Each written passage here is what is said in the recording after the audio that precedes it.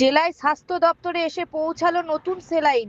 Paschimbanga ফার্মাসিউটিক্যালের RL saline ব্যবহার বন্ধের নির্দেশ দিয়েছে রাজ্য সরকার। এরপরেই সারা রাজ্যের পাশাপাশি এই জেলাতেও সেলাইন ব্যবহার বন্ধ করে দেওয়া হয়।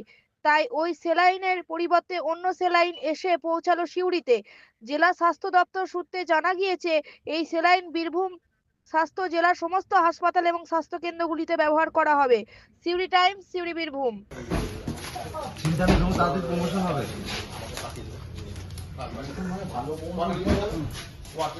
পশ্চিমবঙ্গ যে ফার্মাসিউটিক্যালস সেই স্যালাইনটা গভর্নমেন্ট থেকে বন্ধ করতে বলেছে, সেই জন্য তার পরিবর্তে যেসব স্যালাইন দরকার সেটা আনানো হচ্ছে।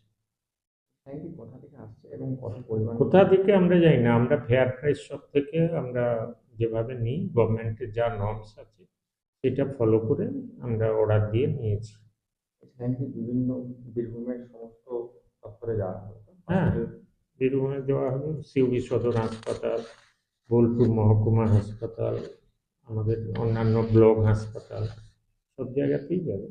আপনি কতগুলি মোট এসেছিল? ওই 400 বেটির মতো এসছে।